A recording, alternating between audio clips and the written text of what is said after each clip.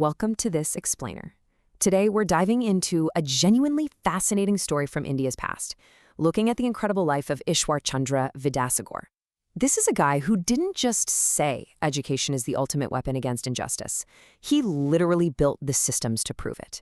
In a time of massive social upheaval, he effectively became the architect of modern Indian education. But before we get into the historical weeds, I want you to think about something for a second. What does it actually take to create lasting change? Because, having a brilliant idea or a great philosophy, that's vastly different from literally building it from the ground up. Which brings us to our first core theme, the philosopher and the builder. We're looking at ideas versus practical action. We can contrast two historical figures to perfectly frame our story. Think about Rammohan Roy, widely celebrated as the father of modern India. He was the philosopher, right? The guy who provided the intellectual arguments for reform and really changed how people thought. But then you have Vidyasagar. If Roy was the philosopher, Vidyasagar was absolutely the builder. He's the one who took those ideas and built the tangible, physical institutions, the actual schools and systems that changed how everyday Indians lived and learned. So, our story kicks off in 1820. A young boy named Ishwar Chandra Banerjee is born in a small village in Bengal called Birsinghpur. Now, his family was extremely poor, but his father was a teacher, and they belonged to a household that prized learning about absolutely everything else. So he basically grew up surrounded by books and huge ideas. And young Ishwar Chandra was brilliant. He mastered classical texts and modern philosophy so thoroughly that his teachers actually gave him this extraordinary title, Vidyasagar. It literally translates to ocean of learning. By the time he was just a teenager, his knowledge of Sanskrit, Bengali, and Persian seemed completely boundless. But here is the crucial point. He absolutely refused to keep this vast knowledge locked away in dusty books or elitist academic circles. He fundamentally believed that knowledge had to be shared, education had to be universal, and learning must serve society. This leads us directly into his revolutionary impact on society under our next theme, education as social transformation. Picture this. It's the 1840s, and Vidyasagar is working as a teacher at the highly elite Sanskrit college in Calcutta. They're teaching classical Sanskrit to a tiny, super privileged fraction of society.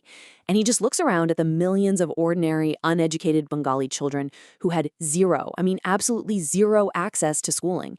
And he asks this incredibly disruptive question: why on earth should education be a privilege of the rich?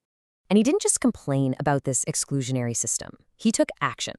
First, he actually walked away from his prestigious post. Then he systematically founded new schools specifically designed for the poorest kids. And then he did the unthinkable. He opened schools for girls. Now, in the 1840s, educating girls wasn't just frowned upon. It was considered an absolute scandal. Girls are supposed to be silent, kept at home, and uneducated. But Vidyasagar knew a nation couldn't progress if half its population was kept in the dark. So he doubled down and even trained female teachers, fighting literally every social convention in his path. Let's move on and see how this builds into our next theme, compassion over abstract ideology, because his drive for education quickly bled into profound social reform. Consider the really horrific treatment of widows at the time.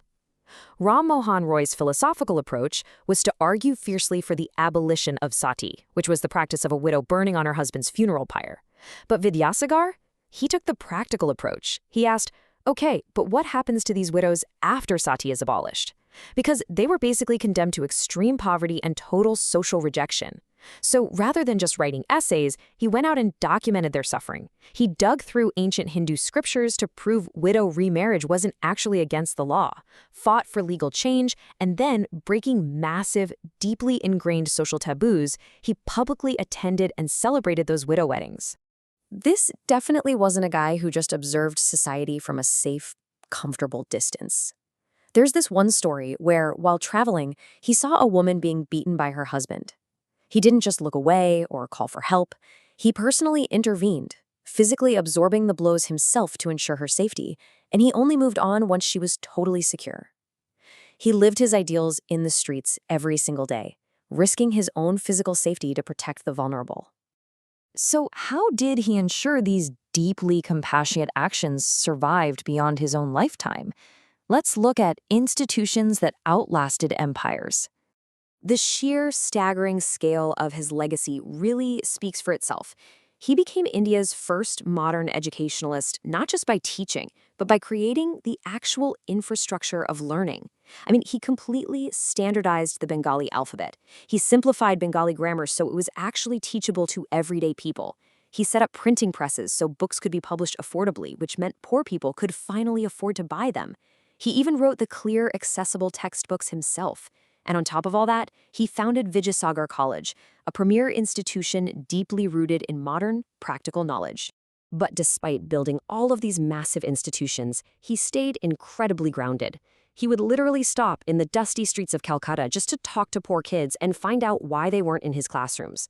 He gave away most of his earnings to charity. He lived an almost ascetic life, walking everywhere on foot, even when he was elderly and ill, completely refusing carriages. He was out there personally recruiting street children into the educational system he built. Finally, let's look at the legacy of action, the compounding results of a life dedicated entirely to service and institution building. Born in poverty in 1820, by the 1840s, he had ignited an absolute educational revolution. He died quietly in 1891 without any fancy British titles or immense wealth, asking for absolutely nothing in return. But the impact? Staggering. By the mid-20th century, the schools he built had educated the very freedom fighters, leaders like Ishwar Chandra Sen and Debendranath Tagore, who would later shape an independent India. When independence finally came, the universal, practical education system it relied upon was built squarely on Vidyasagar's foundations. Vidyasagar never led a rebellion. He never commanded an army. He never made these sweeping, famous political speeches. But his life is a testament to a totally different kind of heroism. The heroism of quiet, persistent, everyday service. He proved that true societal transformation doesn't always require grand, flashy gestures. It comes from small, meaningful actions and building practical institutions that compound over time. So I'm going to leave you with this final thought to chew on. In a modern world absolutely full of loud opinions, endless social media debates, and philosophical arguments, how can you apply Vidyasagar's quiet, persistent action? Are you just talking about your ideas for change, or are you doing the hard, everyday work of building the institutions to make them a reality? Think about that, and I'll catch you in the next explainer.